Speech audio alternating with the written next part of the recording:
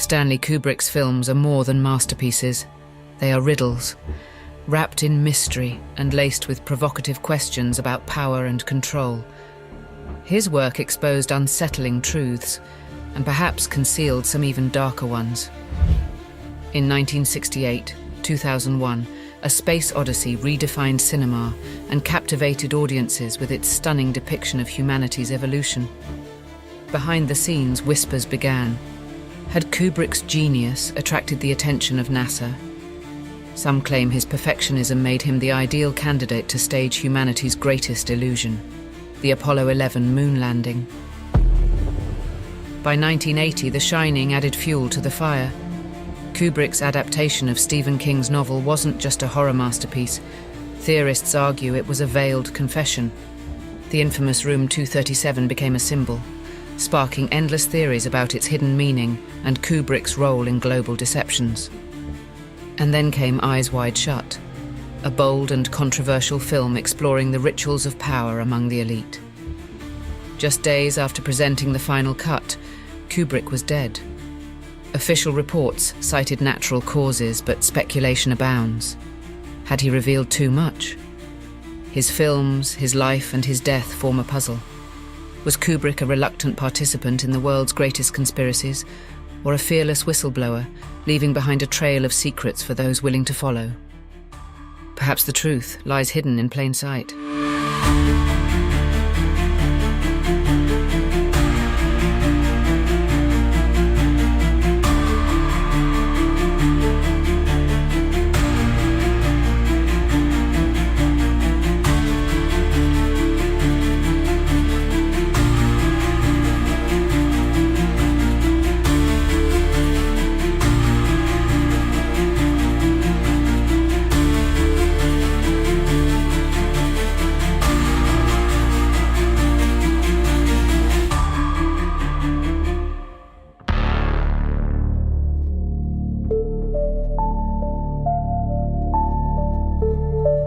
The year was 1964, and the world was perched on the knife's edge of the Cold War.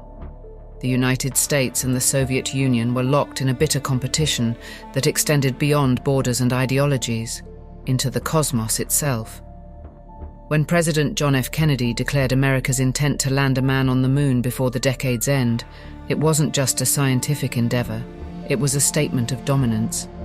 But by the mid-1960s, NASA's ambitions were faltering. A string of high-profile failures had exposed the program's vulnerabilities, and doubts swirled about whether the Apollo program could meet its deadline. Losing the space race to the Soviets wasn't an option. The stakes were too high. This was when, according to some theorists, the government turned to an unlikely savior, Stanley Kubrick. Born in 1928 in the Bronx, Kubrick's early life was shaped by a precocious fascination with the visual world. His love for photography led to a job as a staff photographer for Look magazine, where his uncanny ability to capture the essence of his subjects hinted at a deeper, almost obsessive pursuit of perfection. But Kubrick wasn't content with still images. He transitioned to filmmaking in the 1950s, crafting low-budget but ambitious projects like Killer's Kiss and The Killing. By the time he directed Paths of Glory and Spartacus in the late 1950s and early 1960s, Kubrick had established himself as a visionary, a meticulous artist with an unparalleled eye for detail and a reputation for pushing his cast and crew to their limits. His work was more than just cinema. It was a study of humanity's contradictions, our ambitions, fears, and capacity for destruction. Films like Dr. Strangelove demonstrated his ability to blend biting satire with chilling commentary on global politics. Kubrick wasn't just telling stories, he was holding up a mirror to the world, often reflecting truths many would rather not face. By the time he embarked on 2001, A Space Odyssey, Kubrick was no longer just a director, he was an auteur, a filmmaker whose vision could redefine an entire medium. And it was this singular talent that may have drawn the attention of the most powerful people in the world. Kubrick was already making waves in Hollywood, but his latest project was unlike anything the world had seen. 2001, A Space Odyssey wasn't just a film, it was a meticulous reimagining of humanity's place in the universe. Working with Arthur C. Clarke and a team of NASA consultants, Kubrick was creating cinematic magic. The sets were so detailed, so eerily lifelike, that they blurred the line between fiction and reality. Allegedly, officials within the US government, perhaps even NASA itself, approached Kubrick. The proposal was simple but staggering. Use the technology and techniques he was developing for 2001 to create a backup plan for the moon landing. If Apollo 11 failed, the footage Kubrick created could be broadcast to the world instead. Some even suggest the entire moon landing was staged from the start, with Kubrick's artistic vision shaping one of history's most iconic moments. The evidence. For those who look closely, it's everywhere. The lunar landscapes in 2001 bear a striking resemblance to the footage of Apollo 11's moonwalk. The lighting, the shadows, the surreal stillness, all echo Kubrick's style. Then there's the matter of Fred Ordway, a NASA consultant who worked directly with Kubrick on 2001. Could Ordway and his team have fed Kubrick classified information to ensure absolute realism and perhaps something more? Kubrick's obsessive nature only deepens the intrigue. Archival footage shows him scrutinizing every detail, from the texture of the moon's surface to the behavior of weightlessness. He pushed his crew to the brink, demanding perfection. Was it just his artistic drive, or was Kubrick preparing for a secret project that demanded absolute believability? Conspiracy theorists have long postulated that the 1969 moon landing might have been staged, or even outright faked. The roots of this theory lie in the immense political stakes of the space race. The United States and the Soviet Union were locked in a battle for technological and ideological dominance. The Apollo 11 mission became a symbol of American ingenuity and power, but the rapid timeline and overwhelming technical challenges led some to suspect the landing was a carefully orchestrated illusion. Key elements of the conspiracy include alleged inconsistencies in the lunar footage. Shadows that appear to point in multiple directions are seen by skeptics as evidence of studio lighting, while the lack of stars in the lunar sky has been explained by NASA as a result of camera exposure settings. The fluttering of the American flag on the moon despite the absence of an atmosphere is another anomaly frequently cited. These perceived inconsistencies have fueled decades of speculation that the event was staged on Earth. Supporters of the theory argue that such an elaborate hoax would require a creative mastermind capable of simulating the lunar environment with extraordinary realism. Enter Stanley Kubrick. His groundbreaking work on 2001, A Space Odyssey, not only demonstrated his unparalleled ability to create stunningly realistic depictions of space, but also introduced innovative techniques in special effects. Beyond the awe-inspiring visuals and philosophical depth, the film pioneered techniques that would forever change the landscape of filmmaking. Among these, Kubrick's use of front projection revolutionized the integration of live action and backgrounds, enabling him to create eerily lifelike depictions of alien worlds and vast, uncharted spaces. Front projection wasn't just a technical achievement, it was a tool that allowed Kubrick to construct environments with unprecedented realism. By projecting high-resolution images onto reflective surfaces, he could seamlessly blend actors and sets with expansive landscapes.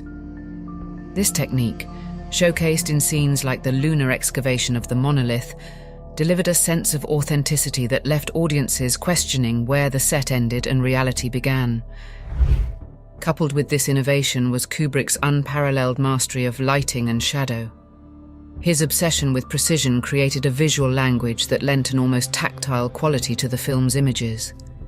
Every shadow was calculated, every beam of light deliberate, crafting a hyper-realistic portrayal of space that critics and audiences hailed as indistinguishable from reality. But what made 2001 truly remarkable wasn't just its technological breakthroughs. It was Kubrick's collaboration with NASA consultants. Seeking accuracy, Kubrick worked closely with scientific experts to ensure that every element, from spacecraft design to zero-gravity movement, reflected cutting-edge knowledge of the time. They argue that Kubrick's proximity to NASA granted him access to insider knowledge that went beyond the film's needs, knowledge that might have made him uniquely equipped to simulate the Apollo moon landing. These claims hinge on more than just technical prowess. The lunar landscapes in 2001 bear an uncanny resemblance to the footage of Apollo 11's moonwalk. The stark lighting, the uneven shadows, and the ethereal stillness of the surface, elements meticulously recreated in the film, mirror the visuals presented in NASA's historic broadcast. For theorists, this similarity isn't coincidence. It's evidence of Kubrick's involvement in crafting a backup, or even entirely fabricated, version of the moon landing. In the end, Kubrick's work on 2001 didn't just redefine cinema, it blurred the boundaries between fiction and reality. The same techniques that brought alien landscapes to life could, in theory, have been employed to create the most convincing illusion in history. Whether or not Kubrick played a role in the Apollo program, his legacy as a master of illusion remains unshaken, leaving behind a tantalizing question. Did his pursuit of truth lead him to create one of the greatest deceptions of all time? For conspiracy theorists, the moon landing wasn't just a political gambit, it was a masterstroke in narrative control. They believe Kubrick's alleged involvement wasn't merely about creating a spectacle. It was about crafting a global illusion that would cement America's dominance in the Cold War. And while the official story remains unshaken, the whispers of conspiracy refuse to fade, suggesting a deeper mistrust of the institutions that shape our understanding of history. By the time 2001 premiered in 1968, the seeds of conspiracy had already taken root. The film was hailed as a masterpiece, its visuals so convincing that many questioned whether they were watching science fiction or a glimpse of reality. Just a year later, Apollo 11 landed on the moon, or so the story goes. If Kubrick was involved, it wasn't just about creating a spectacle. It was about shaping a narrative, one that would cement America's dominance in the space race. But such a collaboration would have come at a cost. In entering the orbit of such powerful forces, Kubrick may have become part of a shadowy network that controlled more than the stars. The question remains, was 2001 simply a film? Or was it Kubrick's first step into a world far stranger than fiction? Kubrick's alleged collaboration on the moon landing didn't just require technical expertise, it demanded a level of secrecy that could shatter the soul of anyone caught in its grip. If the stories are to be believed, accepting NASA's proposal wasn't just a professional challenge, it was a pact that tied Kubrick to a shadowy elite. The proposal came wrapped in promises and warnings. For his cooperation, Kubrick would gain access to the highest echelons of technology, resources, and power. But with those privileges came unspoken rules. He would become privy to secrets so vast, so world-altering, that even speaking them aloud could invite retribution. In whispered accounts, Kubrick's meetings with these government officials and intelligence agents were less a negotiation and more an initiation.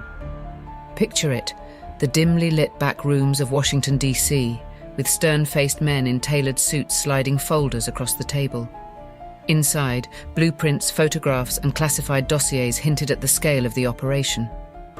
Kubrick, always the perfectionist, would have dissected every page, his sharp mind piecing together the enormity of what he was being asked to create. But what did Kubrick see in those meetings? Some claim he was exposed to more than just lunar landscapes. They say these encounters offered him a glimpse into a world where truth was malleable, where power resided not in nations, but in those who controlled the narratives that defined them. This was not the Hollywood of actors and directors. This was a cabal of puppeteers pulling the strings of history. What Kubrick accepted, or perhaps couldn't refuse, was a Faustian bargain. His cooperation would grant him the artistic freedom to create films like 2001, A Space Odyssey, but it also chained him to a machine that valued secrecy over humanity. For a man who spent his life exploring the contradictions of power and morality, this burden would leave a lasting mark on his work, and perhaps on his conscience. If Kubrick had second thoughts, they didn't show, at least not publicly. But for those who study his films, the signs are there. Hidden in the meticulous framing, the deliberate use of symbols, and the uncanny ability to hold a mirror up to power, Kubrick's work suggests a man who saw too much and left clues for others to find. Whether these clues were a cry for help or an attempt to share his burden, we may never know. The collaboration, if it happened, wasn't just a partnership. It was an induction into a world Kubrick would spend the rest of his career grappling with, on screen and off. Kubrick's collaboration allegedly introduces him to a shadowy network of elites. These individuals, wielding immense power, control not just nations but narratives. Kubrick becomes a reluctant insider, privy to secrets he cannot unlearn.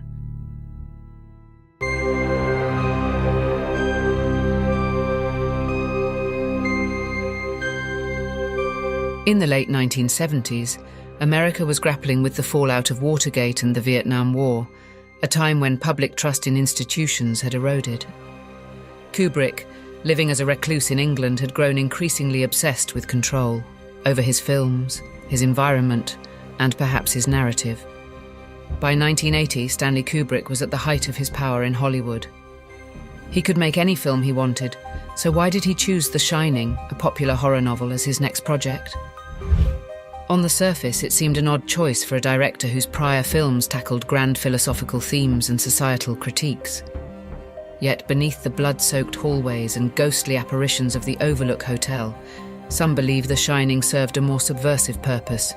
It was Kubrick's veiled confession. The film departs dramatically from Stephen King's novel, a change that puzzled fans and even angered King himself.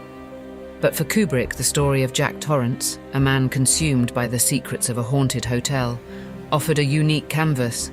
If one looks closely, The Shining is less about external ghosts and more about the psychological toll of keeping dark truths buried. Could this have been Kubrick's way of expressing the burden of his own secrets? Room 237 provides a key to decoding the film's deeper meaning. In King's novel, the room is numbered 217, but Kubrick changed it. Officially, the Timberline Lodge, where exterior shots were filmed, requested the change to avoid deterring guests from staying in room 217. Yet theorists see a darker motive. The number 237, representing the moon's average distance from Earth in thousands of miles, is believed to be Kubrick's nod to the Apollo 11 mission.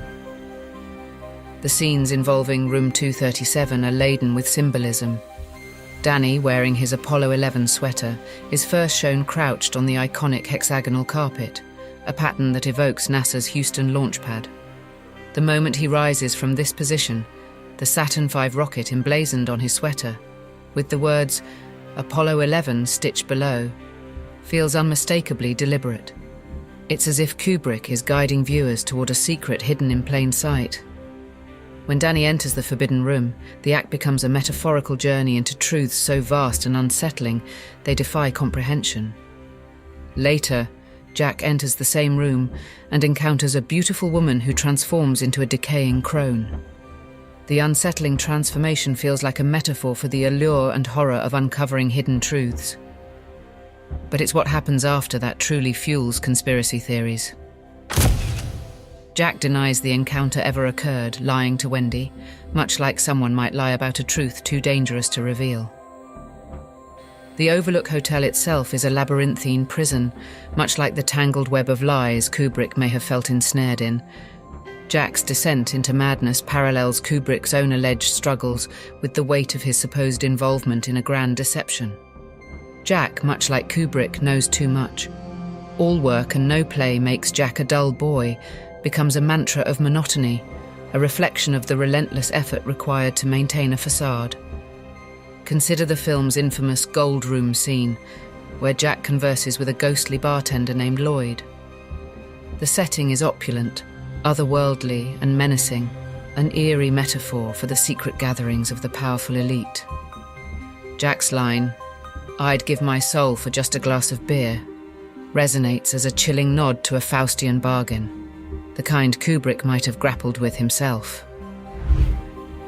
Kubrick's obsession with detail extended to the impossible architecture of the Overlook Hotel. Hallways lead to nowhere, windows defy spatial logic, and the geography of the building shifts in ways that disorient the viewer. These architectural anomalies mirror the disorientation of living within a constructed narrative, a reality where the truth is obscured by carefully orchestrated lies. Yet the most haunting element of The Shining lies in its ending. As the camera zooms in on an old photograph of Jack Torrance at the hotel's 1921 4th of July ball, we're left to ponder. Has Jack always been part of the Overlook? Is he trapped in a cycle of eternal recurrence? For Kubrick, this could symbolize his own inescapable entanglement with the secrets of the elite. Through The Shining, Kubrick transformed a ghost story into a meditation on guilt, isolation, and the psychological toll of secrecy. It wasn't just a horror film, it was a coded message, a way for Kubrick to confront the demons he couldn't exercise in real life. If his collaboration with NASA was his original sin, The Shining was his confession, veiled in fiction but unmistakable to those willing to see the truth beneath the surface. While The Shining stands as the most overt reference to Kubrick's potential involvement in the moon landing and secretive circles of power, his exploration of control and the mechanisms that dictate human behavior was far from new. These themes, woven throughout his earlier works, not only reveal Kubrick's deepening awareness of societal manipulation, but also provide the foundation for the cryptic messages that would define his later films. Kubrick's cinematic universe in the 1970s was marked by his unparalleled ability to dissect the systems that govern human behavior. Films like A Clockwork Orange and Barry Lyndon showcased his growing fascination with the mechanisms of control, whether through psychological manipulation or societal hierarchies. Yet, beneath their polished narratives and arresting visuals, some believe these films carried coded warnings, a subtle rebellion against the forces Kubrick had become entangled with. It's the early 1970s, the counterculture revolution is in full swing, but the powers that be are adapting. Governments, intelligence agencies, and corporate interests are refining their methods of influence, shifting from overt control to the subtleties of propaganda and behavioral conditioning. Kubrick, ever the observer, seems to channel these realities into his work. Take A Clockwork Orange. Adapted from Anthony Burgess's novel, the film delves into the horrors of rehabilitation through state-sponsored psychological reprogramming. On one level, it's a dystopian satire, but for those inclined to look deeper, it's a chilling reflection of real-world experiments. During the same period, whispers of MK-Ultra, the CIA's mind control program, had begun to surface. Could Kubrick have drawn inspiration from these dark corridors of power? The film's infamous Ludovico technique, which forces the protagonist to associate violence with physical revulsion, eerily mirrors accounts of experimental conditioning techniques used by intelligence agencies. Then there's Barry Lyndon, a period drama that seems at first glance to be a departure from Kubrick's usual fare. Yet, the story of an opportunistic outsider climbing the ranks of 18th century society offers a stark critique of class systems and the ruthless power dynamics they enforce. Every frame is a tableau of beauty and control, its meticulously composed shots suggesting that even the most elegant facades mask darker truths. It's as though Kubrick is saying, look closer, the systems that govern us are as deceptive as they are enduring. Kubrick's growing awareness of the elite's influence wasn't confined to his films. By this time he had largely withdrawn from public life, choosing to live in self-imposed exile in England. There he operated like a general overseeing a war room, his secluded estate doubling as both sanctuary and fortress. This isolation, some theorize, wasn't just a preference for privacy, but a calculated move to protect himself from the very forces his films critiqued. Consider the recurring motifs of surveillance and control that begin to emerge more prominently in his work.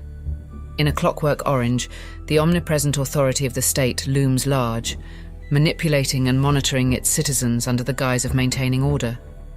In Barry Lyndon, power is exercised not through overt violence but through subtler means: marriage, inheritance, and the rigid structures of class. By the late 1970s, Kubrick's films seemed to take on an almost prophetic quality. They weren't just stories, they were warnings. And while his critiques were veiled in fiction, they carried a resonance that felt all too real. For Kubrick, the camera wasn't just a tool for storytelling. It was a weapon, a way to dissect the forces shaping society and perhaps to fight back against the unseen hands that sought to shape him. Whether intentional or not, Kubrick's work during this period cemented his reputation as a filmmaker who saw the world differently. He didn't just observe, he illuminated. And for those in power, illumination can be the most dangerous act of all.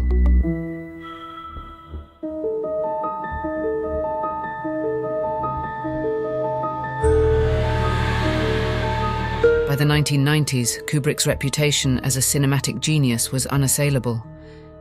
His films had delved into the dark recesses of human nature, society's underpinnings, and the shadowy forces that pull the strings behind the scenes.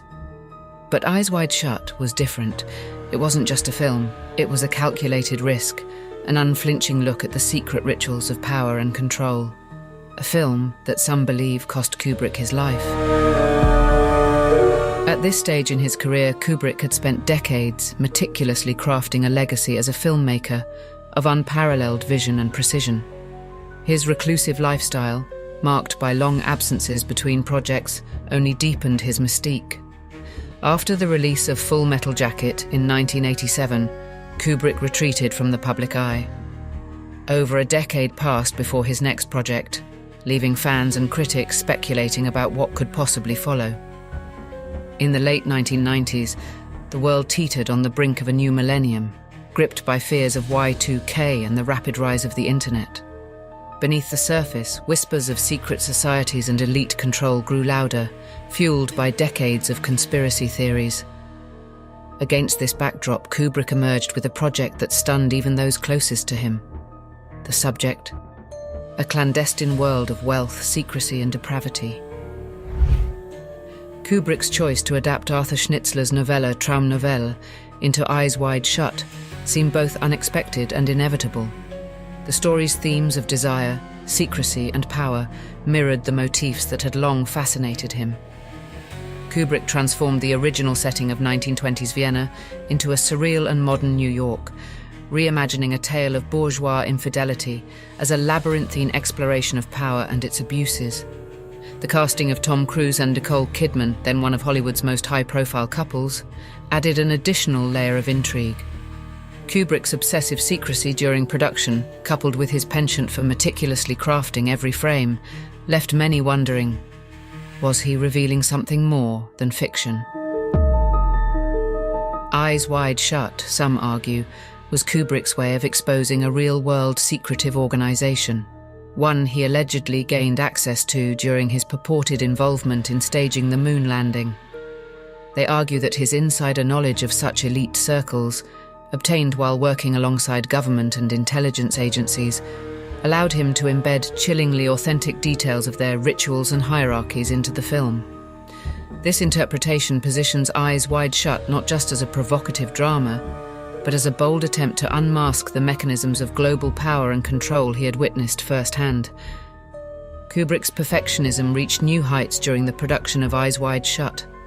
The film became one of the longest shoots in history, spanning over 400 days. Kubrick controlled every aspect of the production, from the precise placement of props to the rhythm of the actors' performances. This obsessive attention to detail wasn't just about creating a visually stunning film. It was about ensuring every moment resonated with deeper meaning. At the heart of the film lies the secret society, a gathering of masked elites engaging in unsettling rituals of dominance and submission. The scenes are unnerving, theatrical, and otherworldly.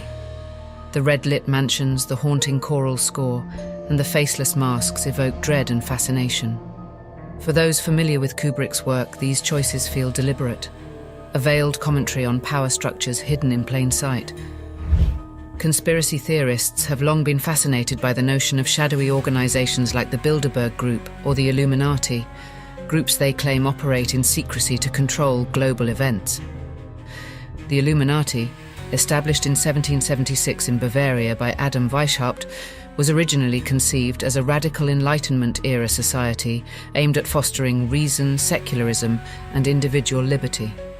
At a time when the Catholic Church and monarchies dominated Europe, the Illuminati sought to challenge these entrenched powers through education, intellectual discourse, and clandestine operations. Their methods included infiltrating influential institutions such as universities and courts, leveraging their positions to spread their ideals. Though officially disbanded in 1785 after being outlawed by Bavarian authorities, the Illuminati's name and myth endured, becoming synonymous with secretive elites who manipulate world affairs from the shadows. Modern conspiracy theories reimagine the Illuminati as an omnipotent organization pulling the strings of global events.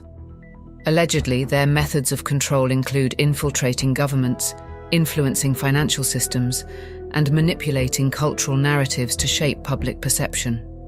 Proponents of these theories point to their supposed use of symbolism, such as the all-seeing eye and pyramid, which appear on the US dollar bill and in various works of art and media. These symbols are said to serve as both a mark of dominance and a covert communication between members. Rituals, often described as resembling Masonic ceremonies, are alleged to play a crucial role in reinforcing loyalty and hierarchy within the group. These rituals reportedly involve oaths of secrecy, symbolic sacrifices, and acts designed to strip initiates of individual identity, binding them to the collective will of the Illuminati.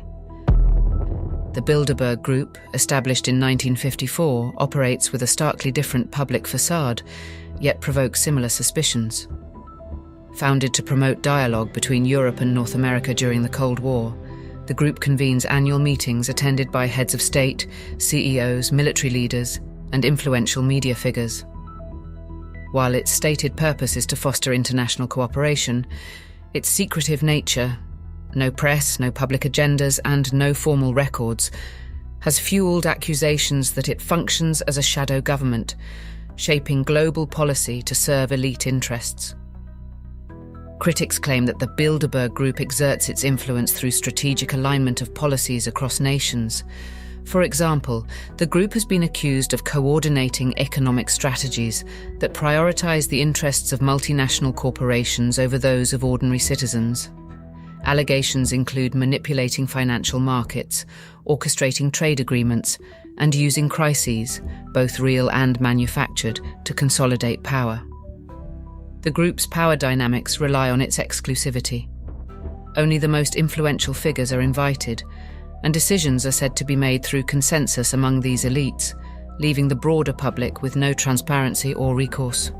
The group's closed-door meetings have further intensified speculation about their use of rituals to reinforce secrecy and allegiance.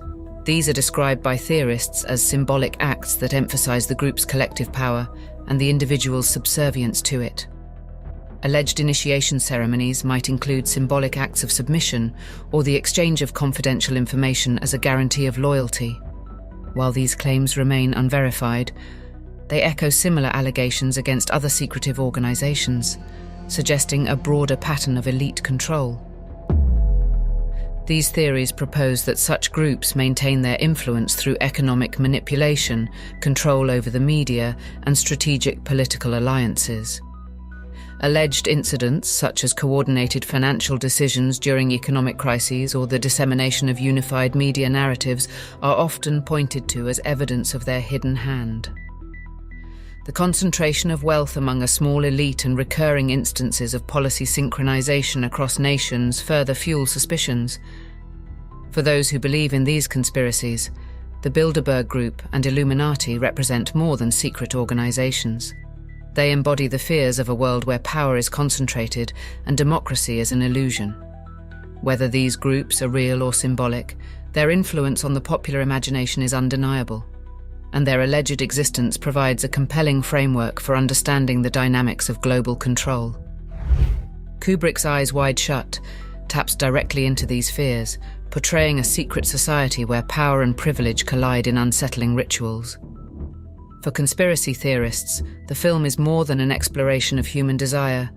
It's a chilling exposé of the elite's hidden mechanisms of control. The infamous masked procession with its haunting choral chant and a figure presiding as the Hierophant resonates eerily with accounts of ceremonies attributed to groups like the Illuminati, the Freemasons, and the Bilderberg Group.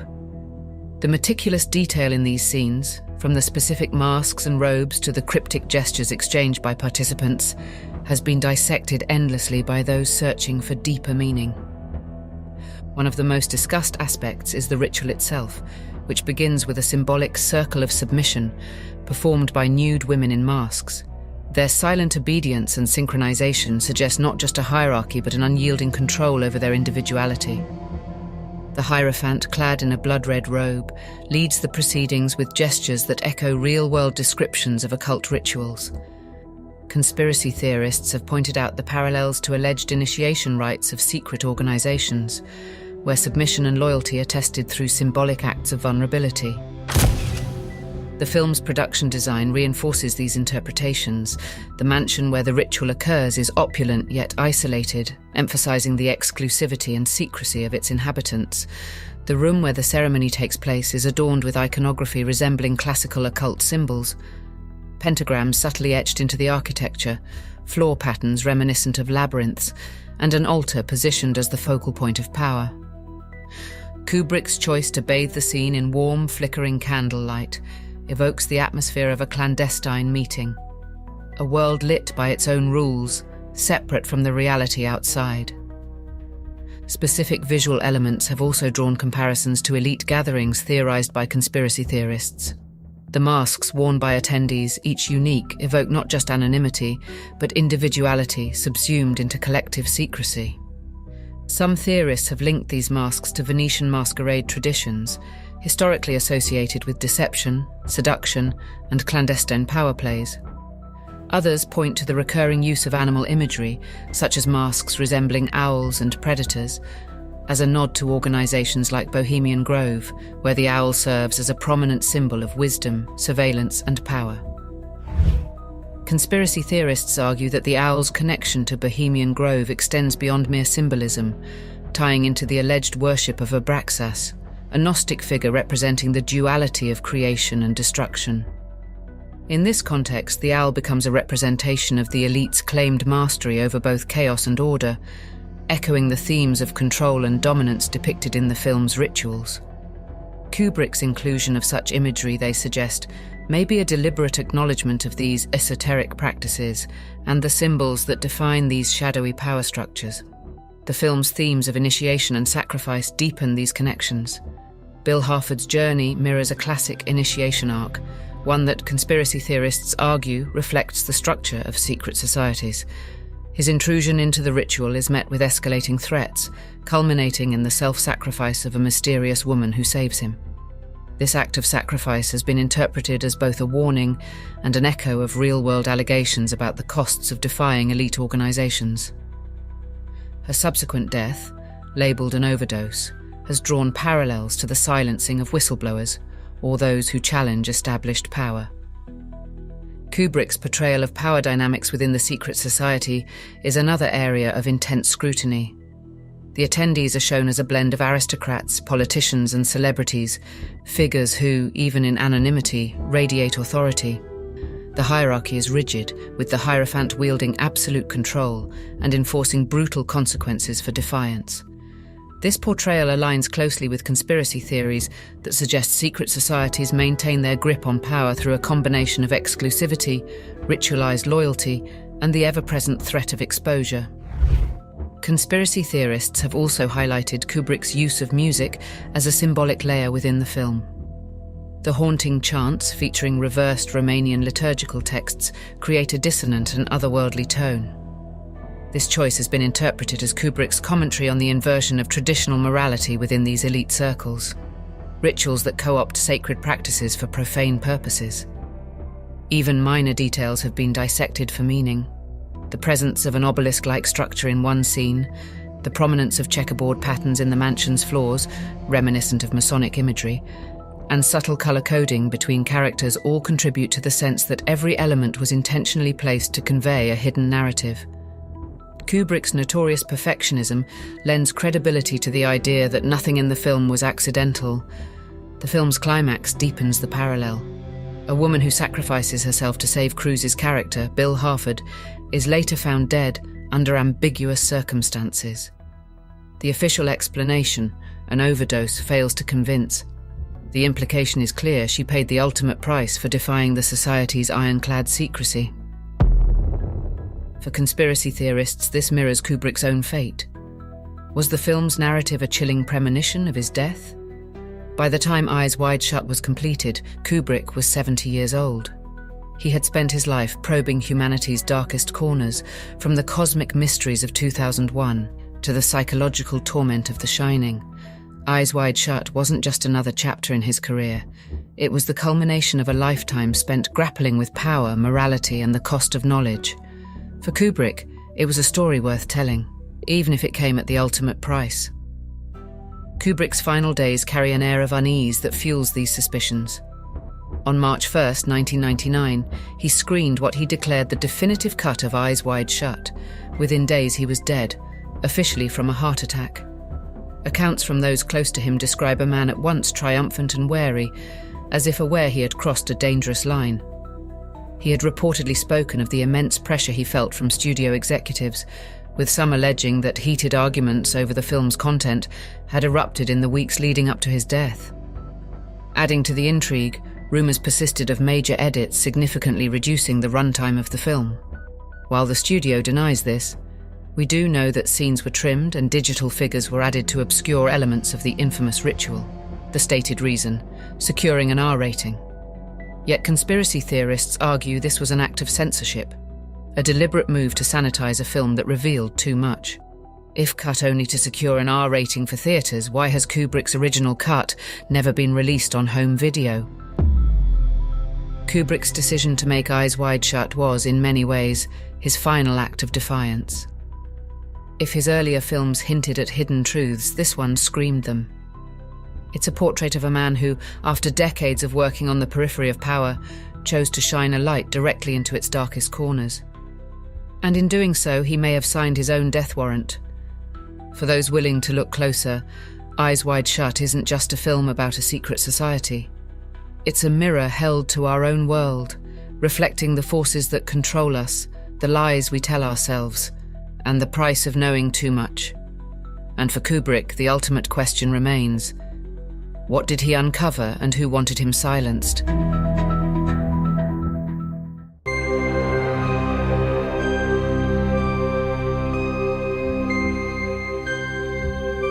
Kubrick's work has often been compared to a chess game, a deliberate intellectual pursuit where every move is calculated and meaningful. But what if his films weren't just masterpieces of cinema? What if they were a trail of breadcrumbs, a coded narrative left behind for those willing to piece together the puzzle? Consider the recurring motifs that span his entire body of work: surveillance, manipulation, and the intersection of power and morality. These themes weave through Dr. Strangelove, 2001, The Shining, Eyes Wide Shut, and even Full Metal Jacket. In Dr. Strangelove, Kubrick laid bare the absurdities of global power, exposing the fragility of human systems and the madness that underpins nuclear brinkmanship. The war room's iconic table, illuminated under an ominous glow, feels less like a film set and more like a sanctum where real-world decisions of life and death are made. Then there's Full Metal Jacket, which on the surface is a war film, but, like much of Kubrick's work, delves deeper into the dehumanizing machinery of power. The film's first half, set in a brutal boot camp, reveals how individuals are stripped of identity and transformed into instruments of a larger, unfeeling system.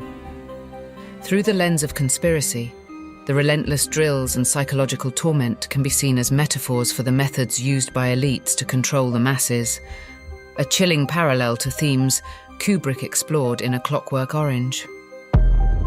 From the iconic hexagonal carpet in The Shining, evoking NASA's precision and the structured geometry of a launch pad, to the masks in Eyes Wide Shut, faceless symbols of elite anonymity and control, these elements transcend artistic design. They serve as Kubrick's subtle commentary on the mechanisms that govern society, and perhaps the forces that shaped his own life. Kubrick's films, when viewed together, feel less like standalone works and more like chapters in an overarching narrative. From the dystopian warnings of A Clockwork Orange to the grand, cosmic inquiries of 2001, his movies challenge us to question our reality and the forces shaping it. Was this intentional, or are we seeing patterns where none exist? That's the brilliance of Kubrick. He left enough ambiguity to ensure the questions endure long after the credits roll. By the time Kubrick died in 1999, the moon landing conspiracy had become cultural lore. Yet its connection to Kubrick remains one of the most enduring and divisive theories tied to his name. The idea that Kubrick, a filmmaker obsessed with control and perfection, could have orchestrated such a massive deception ties directly to the themes that permeate his work. Why would a man with an unrelenting pursuit of truth involve himself in such a grand illusion? Perhaps the better question is, did Kubrick see the moon landing as the ultimate expression of power, where truth is moulded by those who hold it? And did he find himself entangled in a narrative too dangerous to escape? If the Apollo program was the spark that ignited Kubrick's alleged entanglement with shadowy powers, it also laid the groundwork for his fascination with the blurred line between truth and fiction. Could his cinematic perfectionism have been co-opted, used to construct a lie so convincing it became reality? The cultural impact of the conspiracies surrounding Stanley Kubrick has seeped deeply into popular culture, creating a lasting influence on film analysis, documentaries, and the imaginations of countless theorists. Documentaries like Room 237 offer obsessive dissections of The Shining, treating it less as a film and more as a cryptic manifesto, exploring everything from the moon landing theory to Kubrick's commentary on genocide and systemic control. These films have ignited debates that transcend mere cinema, pulling audiences into the labyrinth of meaning Kubrick may, or may not, have embedded in his work. Books and articles have also sought to decode Kubrick's films, often treating his entire oeuvre as a single, interconnected narrative. Works like Jay Weidner's Kubrick's Odyssey push the moon landing theory further, suggesting that 2001: A Space Odyssey was not only a cinematic masterpiece, but a rehearsal for the Apollo footage. Others have turned to Eyes Wide Shut, with critics and fans speculating that its unsettling portrayal of secret rituals was Kubrick's most daring exposé. The internet has amplified these discussions, with forums, blogs, and YouTube channels dedicated to parsing every frame of Kubrick's films. Fan theories range from the plausible to the wildly speculative, but all share a fascination with Kubrick's ability to provoke questions about the forces shaping society. These theories have also inspired filmmakers and artists to explore themes of control, secrecy, and deception in their own works, demonstrating the far-reaching impact of Kubrick's legacy. Kubrick's name has become synonymous with mystery and intellect. His films are touchstone for those drawn to the intersections of art, politics, and conspiracy. Whether or not he intended his work to carry such weight, it has undeniably shaped the way we view not just cinema, but the power structures it reflects. Kubrick's films force us to grapple with uncomfortable truths about power, perception, and the fine line between reality and illusion. If the moon landing conspiracy marked his entry into the shadowy world of the elite, it also set the stage for a career that peeled back humanity's deepest fears and highest aspirations. In the end, it's not just about whether Kubrick faked the moon landing, it's about the bigger question. What narratives did he shape, and what truths did he leave behind for us to uncover? In the summer of 1999, just months after Stanley Kubrick's death, Eyes Wide Shut premiered to a mixture of intrigue and controversy. Audiences were captivated by its haunting imagery and labyrinthine narrative, yet a recurring sentiment lingered among critics. Something felt incomplete, as though an essential piece of the puzzle had been excised. The pacing, the transitions, the enigmatic symbolism, each seemed to hint at a grander vision left unrealized. Some critics openly questioned whether the film audiences saw was truly Kubrick's definitive cut, or if the studio's alterations had ruined what was to be his final masterpiece. For Kubrick's devotees, these alterations were a betrayal of the director's singular vision. Could the missing elements have contained the film's most damning revelations? Or were they merely fragments of a larger tapestry of mystery, forever lost to the cutting room floor? The film's reception further fueled its mythology. Some reviewers lauded Eyes Wide Shut as a masterpiece, a hypnotic exploration of desire and secrecy. Others dismissed it as slow and impenetrable, its meaning obscured by deliberate ambiguity. Yet even among its detractors there was a grudging acknowledgement. Eyes Wide Shut wasn't just a film. It was a riddle, a challenge, and perhaps Kubrick's parting gift, or warning. This sense of incompleteness, of an artist's silence before his final statement, cemented Eyes Wide Shut as more than a movie. It became a mystery, one that continues to haunt the legacy of Stanley Kubrick. Stanley Kubrick's films remain as haunting and elusive as the man himself, filled with riddles, symbols, and whispered truths. His meticulous filmmaking style, marked by an obsession with detail and an almost otherworldly ability to craft visual and thematic puzzles, has made him a natural subject for conspiracy theories. His works resonate with the air of a man who understood the mechanisms of power and the fragility of truth, a combination that continues to captivate audiences and theorists alike. Through his unflinching explorations of human nature, societal control, and the secrets that shape our world, Kubrick left behind more than just a cinematic legacy. He left us with questions. How much of what we see can be trusted? What lies behind the narratives we are told? And most provocatively, was Kubrick himself entangled in the systems he sought to expose? His films invite us to look deeper, challenging us to see beyond the frame and consider the forces shaping the stories we consume. Kubrick's work asks us to grapple with the role of art in revealing or concealing the truth. Is cinema a tool for exposing reality, or is it a veil, a crafted illusion that distracts from the forces operating in the shadows? In the end, Kubrick leaves us with the ultimate enigma.